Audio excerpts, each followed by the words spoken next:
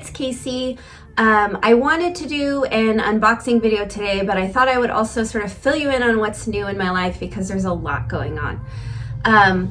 The main thing that I wanted to tell you about is that I moved. So I lived in a tiny apartment for almost 6 years, and during that time, running my business was quite a challenge. Most of my inventory was spread all over my house just because I needed to store it somewhere. I had no garage, very limited storage on the premises. So I did have a storage unit, but that was not practical for inventory that had to go out daily. So my inventory was all over the house. My poor son had half of his room was my business, so it really wasn't an ideal place for him. And then my actual workstation, table, whatever was in our living room. It took up half the living room. I have 2 printers that were spread out across the house. So when I had to process orders during the day, I would have to go on a scavenger hunt around my house to collect inventory to send out. It was never ideal, but it was what it was at the time. And it's a very long story how this move sort of came to be, but it happened and we moved into a much larger place that gave me the opportunity to have the largest room in the house be my office and inventory room. And at the time before I moved, this has only been a week and a half, I thought, I'll just fill it up. I'll need all this storage. But once I moved everything out of the tiny apartment into this room, it all fit and there's room for more. So we'll see what happens. Maybe I'll be able to expand a little bit my inventory this year. We'll see. But I thought I would give you a little tour of the room now that I can show people. I never was really able to do, a studio tour or behind the scenes because I really didn't want to show people my entire living space or my entire house, because that felt a little bit too out there. My privacy, my workstation might also be where I'm eating that day and on and on. So now I feel like I can show you this room. It's still a work in progress. I am functioning. I am getting things out the door and working again. And it is pretty organized. However, there are still some shelves I want to put up, some dolls that are still boxed.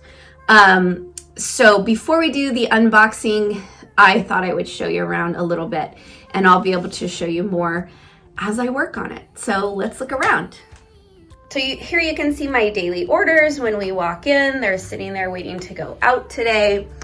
I have this giant closet and these awesome huge drawers beneath it that have all kinds of stuff. This one in particular has inventory. We didn't have a hall closet, so we still have some jackets, but mostly my boxes for mailing.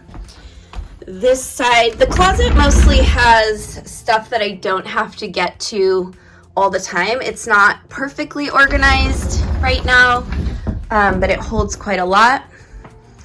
I set up a table here by this window that underneath has a bunch of inventory and boxes. On top is sort of a place for me to work. I have some of my art back there that's waiting to go up on a wall. Some of this art was never able to be out because I didn't have space. I have a doll waiting to be customized for BlytheCon for this year in New Jersey. I received her and I will be doing another video about her very soon. I have some dolly mail that arrived. I was hoping to do a Valentine's doll, but y'all know I probably won't get that done.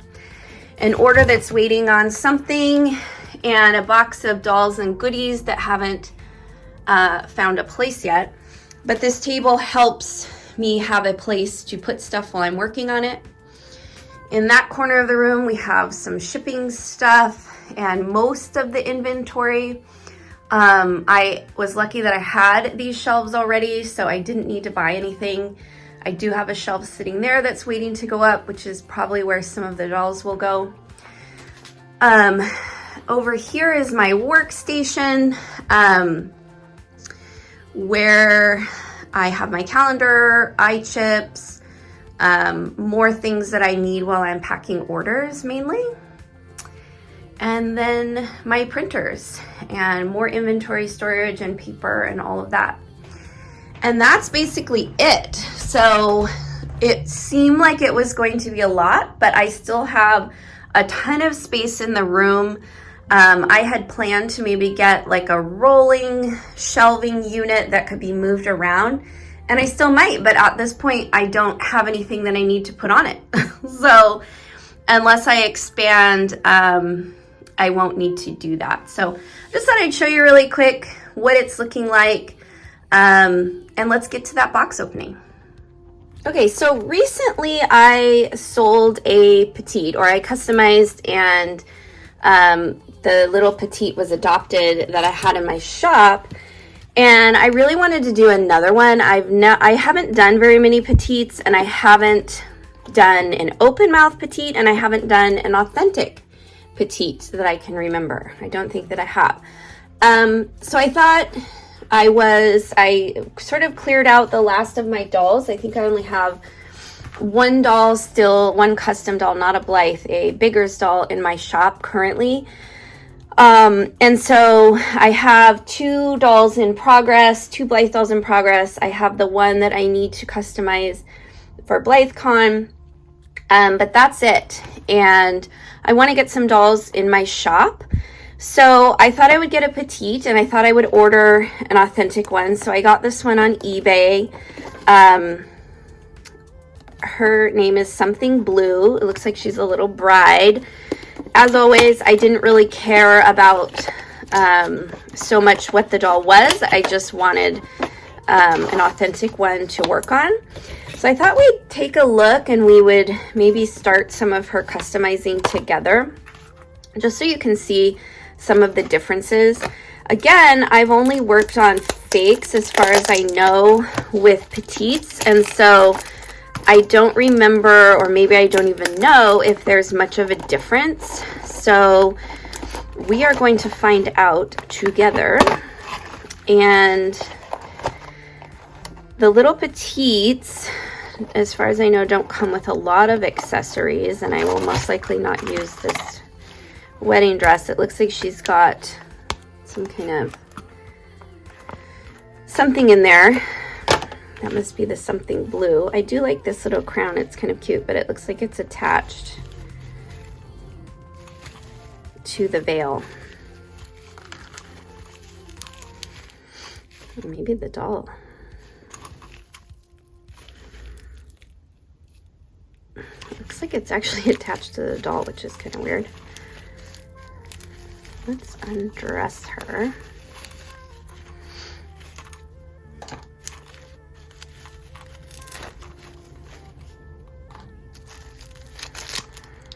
So she's got quite the undergarments for sort of a bride theme. I don't know. I kind of want to keep her authentic body, but I'm not a huge fan of these undergarments. I have found that you can take a lot of this off with nail polish remover, and maybe I'll do that for the garter and the feet. Leave this part on. I don't know. We'll see. This is just kind of older, and I've mentioned multiple times that I like to make little girl dolls and not older dolls. So I don't really like the style of that, but let's see if we can get this screw out. This long screwdriver has been giving me a lot of problems, so let's see. One thing, I don't know if you can hear the cars. The only thing about this being my workroom is our house now is on quite a busy street, and so there are cars going by. I don't know if that will be distracting, but I thought this would be a good first video to see what things sound like. And if you've been following me for a while, you know that my apartment was loud a lot of times too. So yeah, it looks like that's like attached to her head. I don't want it there though. I don't know what I was planning on doing. Oh, there we go. For the hair, But I used a little wig on the last doll and I really liked how it worked. I just happened to have that wig though, so I don't know. Maybe a reroot would be fun. Although I don't know if I'll have the energy for it. But I really liked the little wig, so maybe I'll do that again. Now for their head, once you take that little screw out, you might have to do a little prying. But remember, as always, when you do prying, you can damage the faceplate, so you want to do the least amount possible.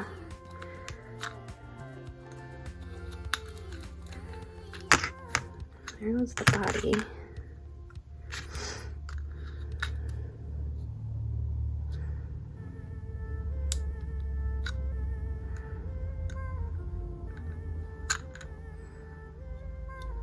I don't know how much is glued. It feels like the scalp is pretty glued. Let me sit down so I can get closer.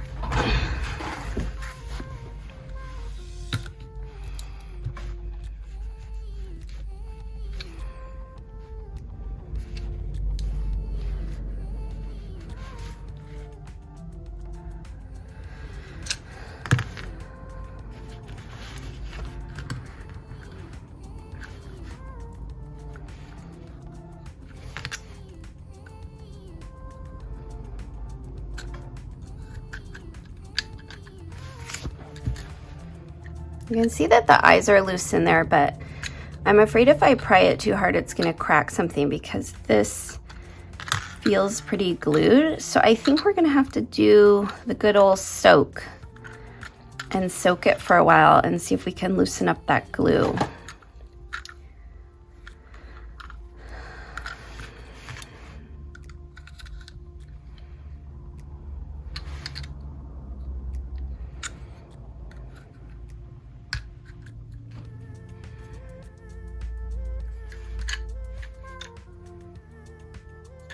All right, I'm gonna soak her and we'll come back and see if it's easier to get her open. We may have to cut along there as well, so we'll see, but soaking is the best first step to cause the least amount of damage. So I'm gonna soak her in hot soapy dishwater, which is the best, and then I'll change the water a couple times throughout the day to keep it hot, and hopefully it won't take too long. So I will be back. Okay, so she ended up soaking for quite a few days. That's what ends up happening with me. I know a lot of people that ask me questions are frustrated with soaking because they're impatient, and because I have little time to work on dolls, when I start soaking a doll, it's actually easy for me to let them soak for several days because I'm unable to get back to working on them. So she soaked for a while and it wasn't really looking like it was super helpful. So I did sort of start the process here with the scalpel. What I wanted to say, if you have a doll that is glued really badly and you're unable to get it off, I recommend, if you have to use a knife, to only take off the back plate, because sometimes you can accidentally cut the softer plastic, and it may not look perfectly when you put the doll back together. So I leave the scalp and the hair attached to the front just so we don't damage that nice line. And you can easily still customize the doll with the hair attached, and you can cover the hair when you have to spray it. So I recommend not cutting off the faceplate if at all possible. Once I started kind of working with the knife, it started to come apart. So what I do is kind of just put my knife in the line and go back and forth instead of trying to slice, because it's really hard, again, to not cut that soft plastic. And then sort of trying to pull at the same time, wedge my little tool in there, and just slowly kind of work on it as best that I can to get it apart without causing too much damage, is kind of the goal.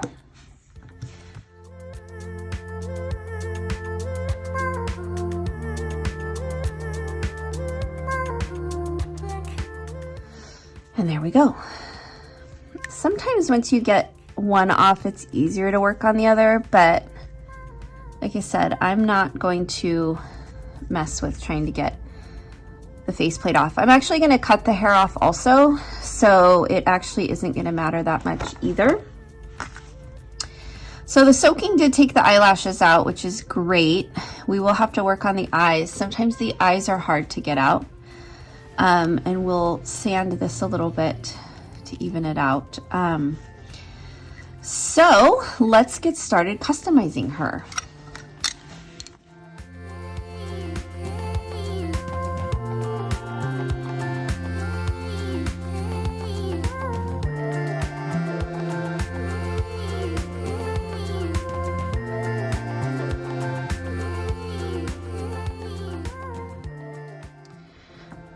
So I want to remove all of her hair, which means I need to get down in there to scrape it all out. And I thought maybe the faceplate was budging a little on this side. I just don't want to force it. So I might be able to get down in there. I might be able to just remove it from the front, or I might be able to cut this hole a little bit bigger, which I think is what I would rather try, so I have better access to the hair.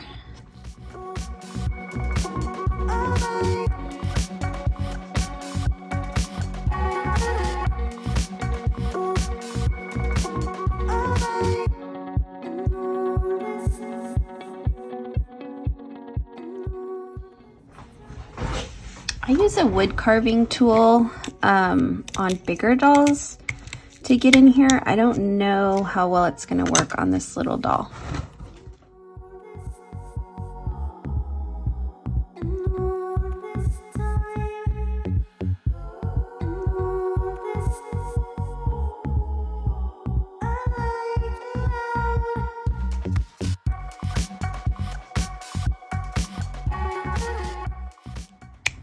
I'm going to give this some work off camera because I think it's pretty boring watching me dig at this hair, but and I've made videos about this before, but the idea is just to scrape inside till it sort of pulls away and then pull it out. It takes a while. On a smaller doll, there's less hair, but as you can see, it's harder to get in there, and so I need to turn on some bright lights so I can see what I'm doing, which will make the video not great. So I will come back once I've got her hair out.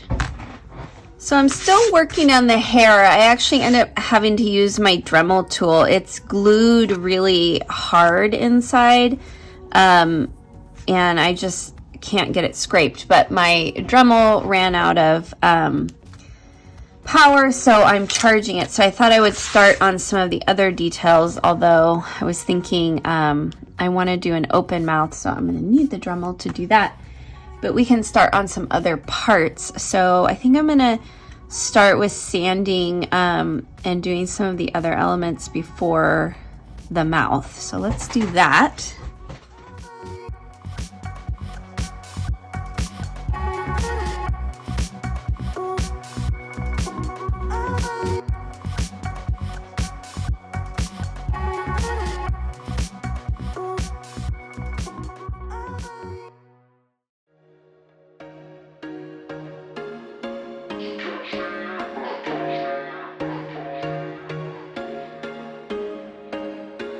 There was once a day that I would pray for you. I'd go and misbehave just so you'd notice too. Sneaking looks up and down from across the room. And damn, what a hell of a view. I feel good, you look great, I like you, I can't wait. A first time, a first date, you're so fine, I'm so late. You sip wine, I drink straight, don't waste time to my place. I feel my heart erase, so catch me if I fall.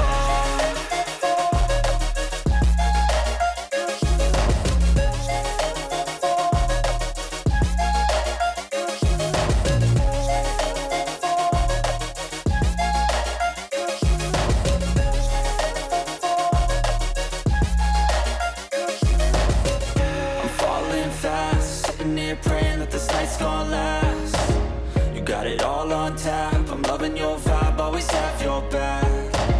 We like all the same tracks, listen all night in the sheets all black. Said I'm falling fast, don't remember life before you, that's facts. I feel good, you look great, I like you, I can't wait. A first time, a first date, you're so fine, I'm so... Hi everyone. Okay, she is done. I'm really happy with how she came out. I think she's super cute. So I thought I would share with you some of her features. So I did end up rooting her hair. I did follow the line of the holes that were there and when she was made by the factory. But I added a lot more plugs because the lines were very thin and her hair was somewhat thin. So I did add more, as well as painted her scalp so you can't see any of the gaps if there are any. So I'm really happy with how her hair came out.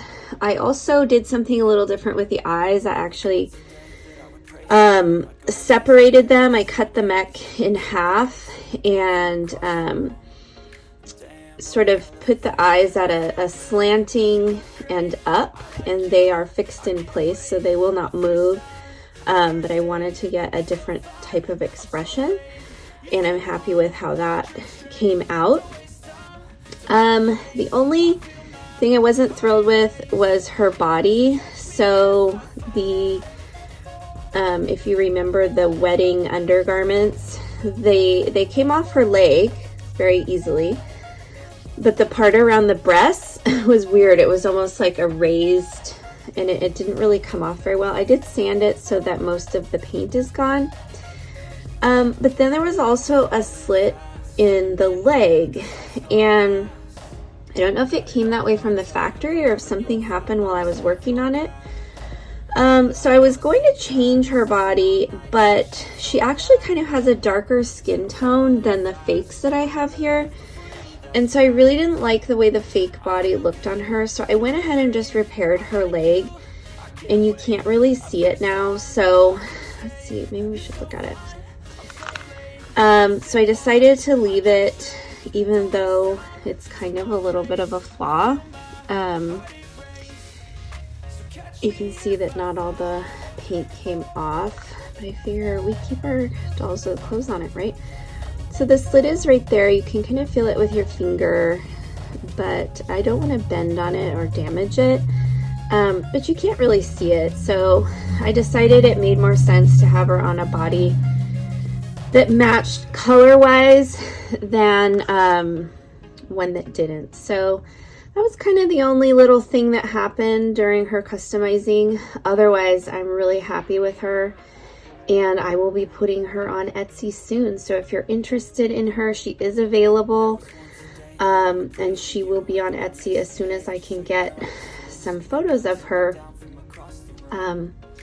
She'll be available. So check my Etsy shop. I'll put a link below as always.